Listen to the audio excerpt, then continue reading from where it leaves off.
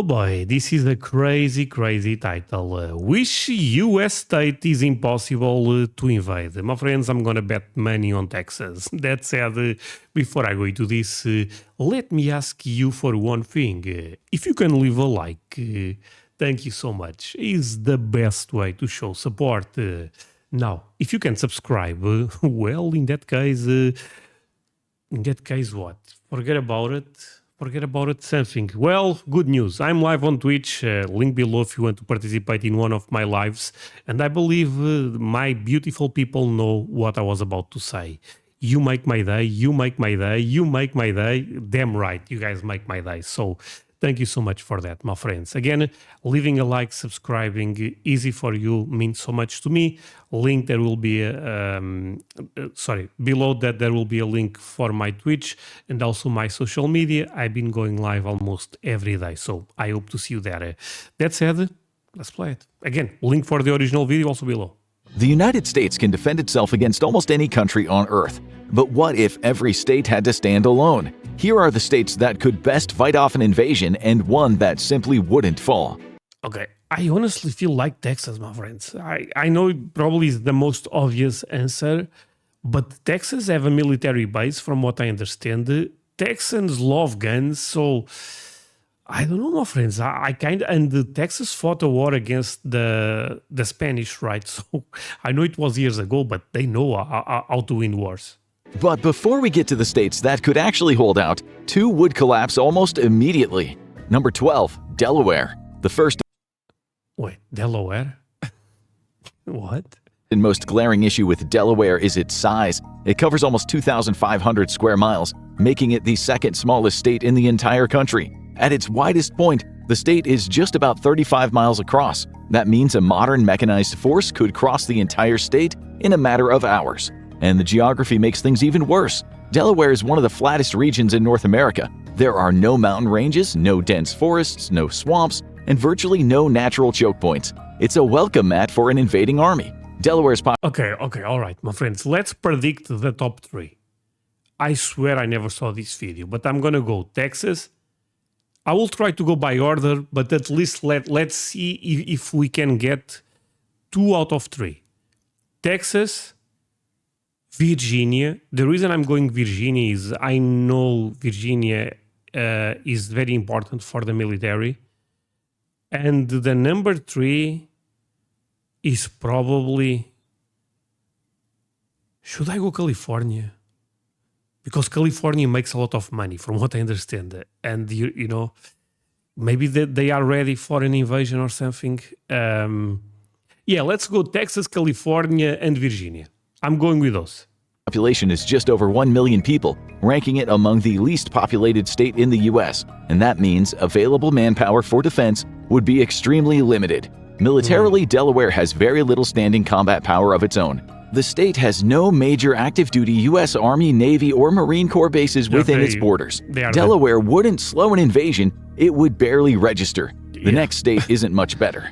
Number 11, Rhode Island. Rhode Island also has a size problem, covering around 1,200 square miles. From border to border, an invading force could move across the state in well under a day. The state has a long, indented coastline dominated by Narragansett Bay, one of the largest natural harbors on the East Coast. While that geography has historically been an economic asset, from a combat point of view, it is a huge liability. The bay creates dozens of amphibious landing sites, and the surrounding low-lying coastal terrain offers few natural obstacles. When the bullets start to fly, Rhode Island brings very little to the fight. But from here on out, the picture changes. Number 10. Okay, now things get much better. Pennsylvania. All right.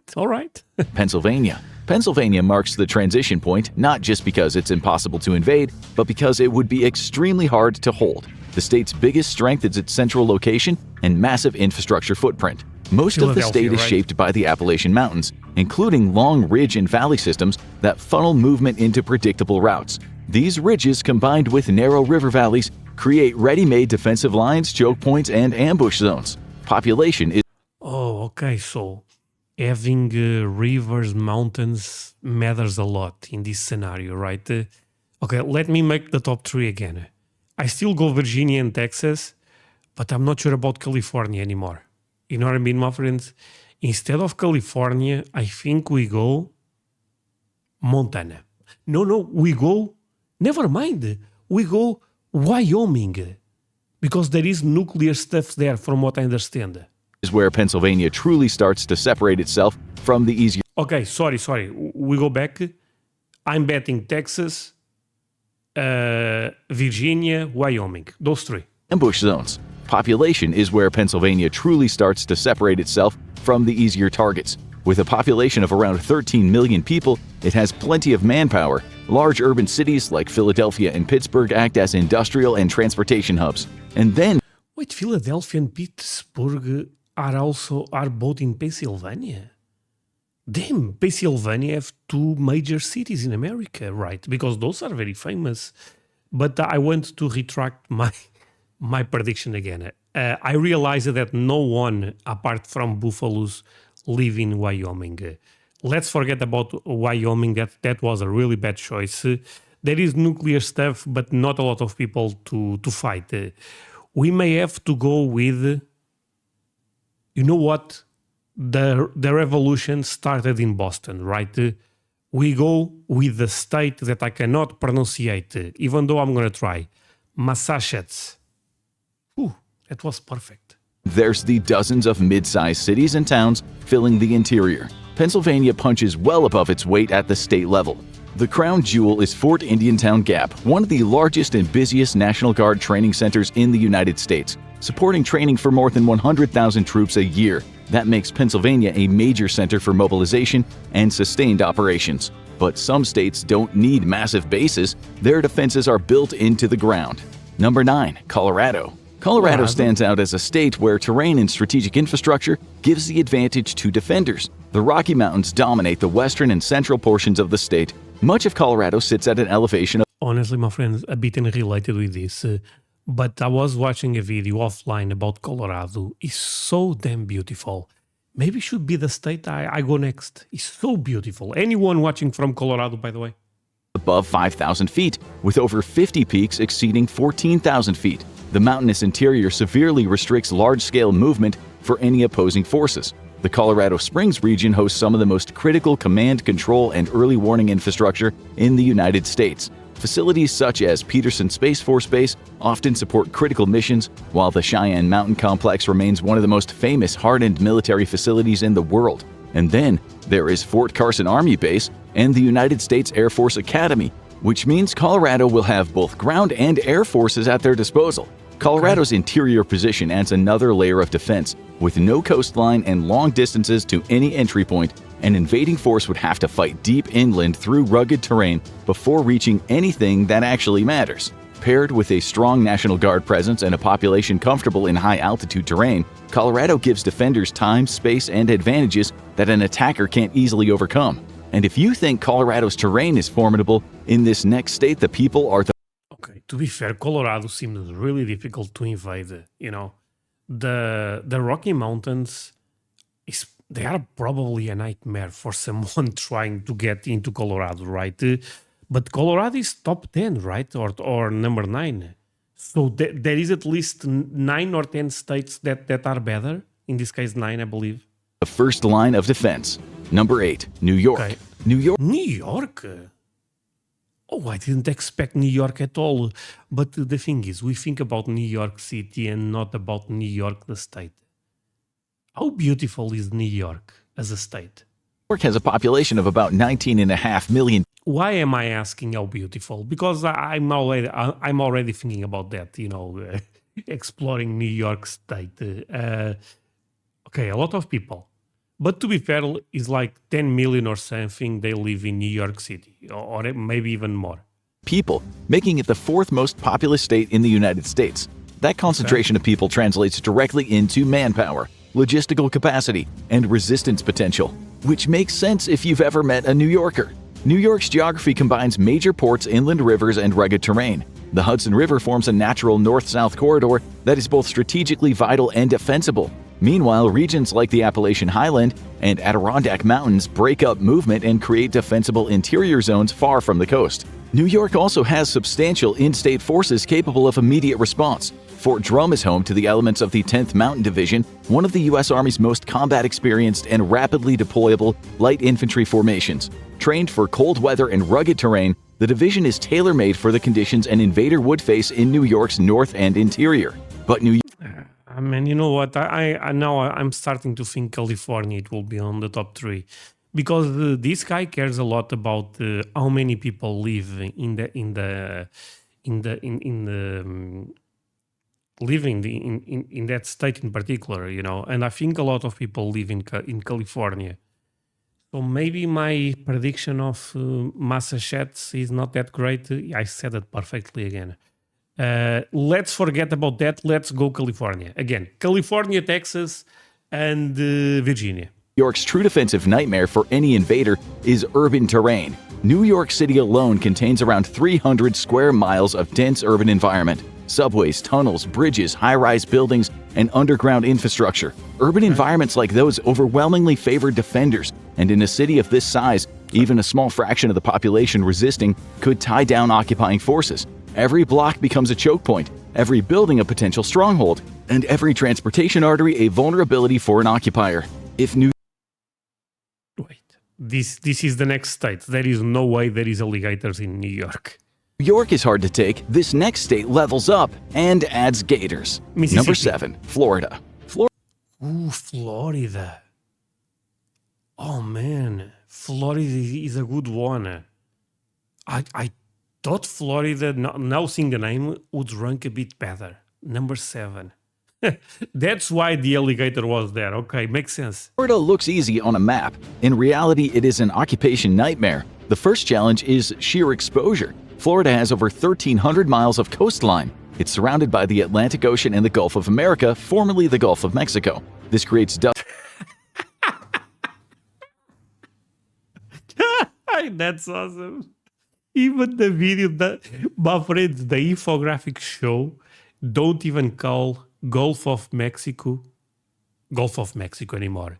Gulf of America, as known in the past as Gulf of Mexico. That's so sorry. That's funny. The first challenge is sheer exposure. Florida has over 1,300 miles of coastline. It's surrounded by the Atlantic Ocean and the Gulf of America, I mean, my friends, he said it. Formerly the Gulf of Mexico. This creates dozens of potential landing sites that are impossible to defend all at once, but just as hard for an attacker to control after landing. The Sunshine State is home to about 22 million people, and some of them are Florida men, and he comes. To be fair, that's a good point. There is a lot of Florida men there, and they go crazy if someone tries to invade Florida. Packing. Florida has one of the largest civilian firearm populations in the United States, with millions of privately owned guns. While this doesn't replace organized military force, it significantly lowers the chances of occupation and pacification, especially in suburban sprawl. Militarily, Florida has MacDill Air Force Base in Tampa, which is one of the most strategically important air installations in the U.S. It hosts U.S. Central Command and U.S. Special Operations Command headquarters, along with major aerial refueling and airlift units. That makes MacDill a vital logistics command and coordination hub, and a high-value, heavily protected target. And then there's the terrain that no invading force wants to deal with, the Everglades. Covering approximately 1.5 million acres, this expanse of swamps, wetlands, and sawgrass marshes is a nightmare for occupying forces. Roads are... Is Florida the state with the most, with the biggest number of alligators? Probably right. I mean, every time I think about Florida, I think about alligators, so... are limited, visibility is poor, and the environment itself... Boot camp didn't cover fighting alligators. No, invading Florida should be at least top 5. Becomes the enemy, and of course... Sorry, think about this. Well, Florida men, alligators, a lot of guns, swamps. Florida is impossible to invade. Apart from that weather, you know, they try to invade Florida, there is a tornado happening. Actual tornadoes are rare, I believe. There is a hurricane happening there. You know what I mean? It's crazy. Of course, there is always the risk of being attacked by alligators. Up to this point, invasion has been difficult, but from here on out, it becomes strategically reckless. Number 6, Washington State. Washington State? So this is not the capital. When they say Washington State, they refer to the state in the north, right? Okay. Washington's rugged, irregular coastline along the Pacific Ocean creates a natural barrier. while Puget Sound forms a highly defensible maritime environment. Any invading force attempting a coastal landing would immediately face numerous choke points and navigational hazards. That immediately rules out a surprise assault. Strategically, Washington is home to Joint Base Lewis McChord, JBLM, one of the largest military installations in the continental United States. JBLM hosts tens of thousands of Army and Air Force personnel, along with extensive training ranges, airlift capabilities, and rapid deployment units. It makes it a powerful hub for regional defense and for force projection. Inland Washington is far from easy terrain. The state is dominated by the Cascade and Olympic mountain ranges, which form natural defensive barriers. Combined with the state's significant National Guard presence and access to airlift and logistics through JBLM, these geographic features multiply the problems an invading force would face. And this is where the list stops being theoretical. Number 5. Virginia.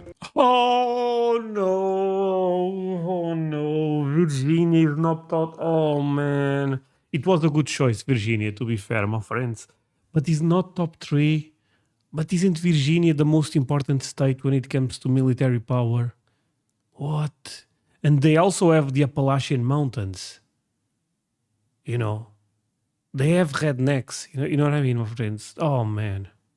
At this point, the invasion stops being about terrain and starts to be about concentration. Maybe end up picking the wrong Virginia. Maybe West Virginia was the move. West Virginia.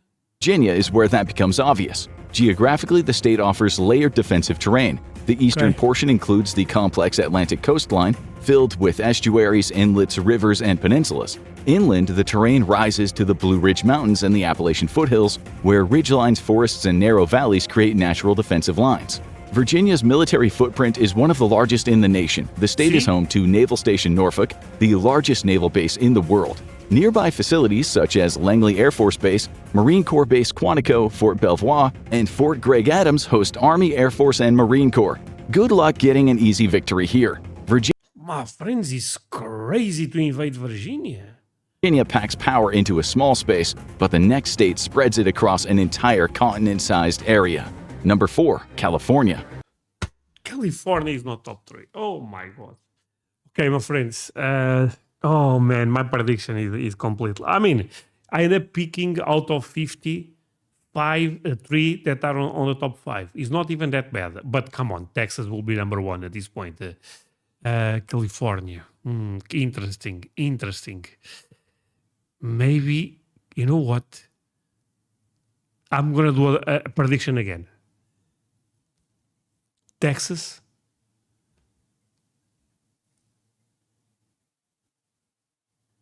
We may have to go with Wyoming again. For some reason, don't ask me why.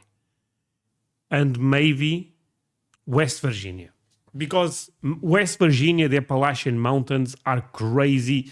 They have the hillbillies, whatever you guys call, and they also have moonshine to drink. So I'm going to go with those.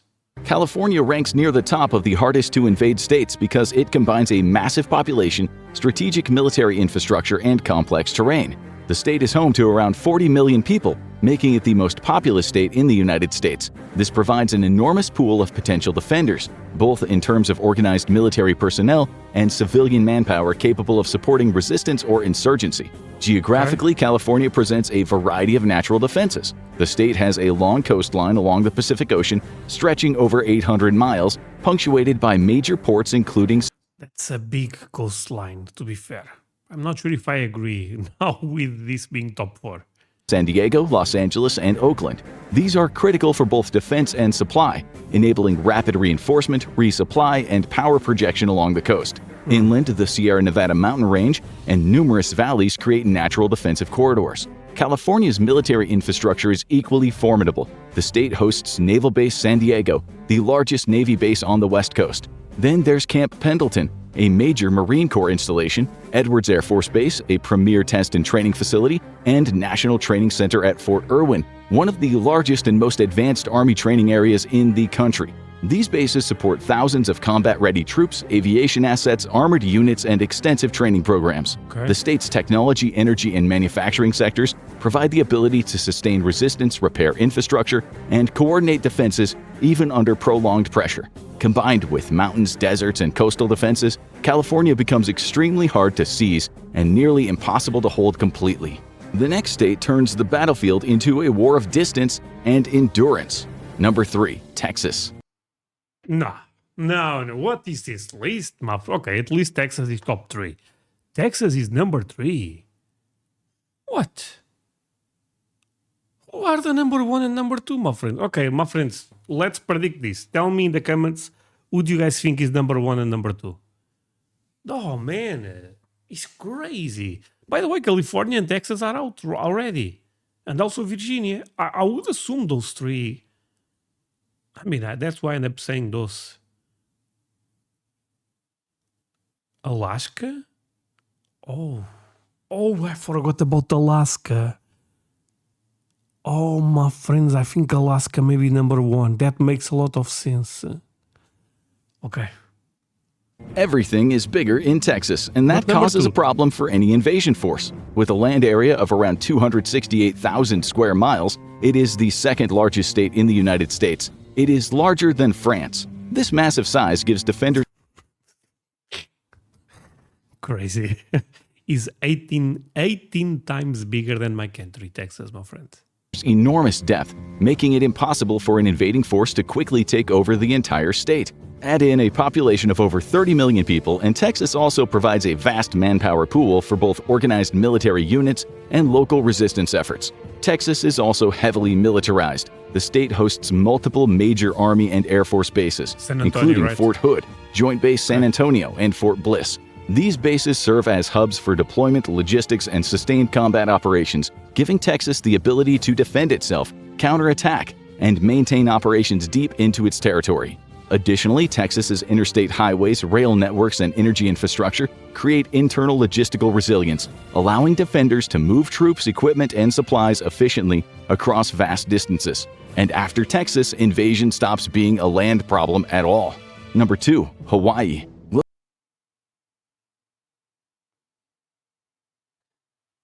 What?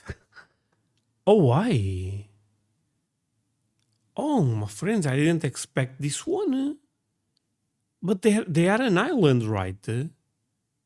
Is it? No one can help them. Oh, man. Located roughly 2,400 miles from the U.S. mainland, Hawaii is completely isolated in the middle of the Pacific Ocean. Any invasion would require a massive sea lift or airlift operation. That alone creates a logistical nightmare. Supply lines would be extremely vulnerable, and any delay or disruption could doom an invading force before it even reaches the islands. The state's geography places the odds on the side of the defender. Hawaii is an archipelago of islands, each with rugged volcanic terrain, steep cliffs, and limited beaches suitable for amphibious landings. Urban areas are limited and concentrated, while interior regions are mountainous and covered in dense tropical vegetation, perfect for any counterinsurgency. Enemy forces attempting to capture the islands would be funneled into narrow beachheads, making them susceptible to defensive fire, counterattacks, and attrition. Military infrastructure in Hawaii is formidable. Pearl Harbor on Oahu serves as the headquarters of the U.S. Pacific Fleet. Adjacent Joint Base Pearl Harbor Hickam integrates air and sea power, providing both defensive and rapid response capabilities. These Okay, now I agree. Since the Navy is there, good luck. bases also function as critical logistics nodes, allowing defenders to quickly reinforce positions and resupply units. The presence of such hardened and well-coordinated military assets ensures that any invading force would face a highly capable and prepared defender from the very first landing. And now we reach the state that breaks every invasion model. Alaska. Number 1, Alaska. Oh, At man, the you very guys are top of the right. list is Alaska, a state that combines I keep forgetting about Alaska every time I do this type of lists. No, but Alaska, Hawaii, it was difficult. I would never guess Hawaii, being honest. But if I thought about Alaska, maybe I would end up putting Alaska. But Alaska is, the good luck. That's impossible to invade. enormous size, harsh terrain, and extreme isolation. It spans roughly 586,000 square miles, making it larger than Texas and California combined. Its interior and northern regions are dominated What? No, that cannot be right. Alaska is not bigger than Texas and California combined. Wait, my friends, did I understood that correct? It does not look like that in the map. I know it's bigger than Texas, but I thought it was not by... Yes, it is. Oh man, I thought it was just a bit bigger than Texas. I have to take a look at the map again. By Arctic and subarctic environments. It's twice the size of Texas. Including mountain ranges, glaciers, tundra, and dense forests. Winter conditions can be extreme, creating additional obstacles for any invading force. Population density is another critical factor. Alaska is home to only around 740,000 people, resulting in an average of 1.2 people per square mile, among the lowest in the United States. This sparse population means that an invader could not rely on local resources for logistics or occupation support. Roads are limited, particularly outside of urban centers, and much of the state is accessible only by air or sea. Supply lines would be long, tenuous, and highly vulnerable. The coastline further complicates any potential invasion. Alaska has over 6,600 miles of mainland coastline, creating countless potential landing sites that would require monitoring or defense. The interior and coastal islands, often rugged and difficult to navigate, provide natural defensive depth and numerous areas for defenders to stage ambushes, guerrilla operations, or counterattacks. Alaska also hosts significant military assets geared toward defense and early warning. Joint Base Elmendorf-Richardson and Eielson Air Force Base support air defense, rapid deployment, and Arctic-capable units. Meanwhile, a network of early warning radar installations provides extensive surveillance of northern approaches. These facilities, combined with highly trained personnel accustomed to extreme conditions, ensure that any invading force would face well-prepared defenders in terrain that favors the home force. Now watch, this is how the US will defend the homeland from invasion. Or check out... Okay. What? I may have to watch that one. My friends, thank you so much for watching. Great video. I guess I was correct in Texas, but I completely forgot about Alaska. Hawaii again, and that's surprising me. But yeah, let's continue.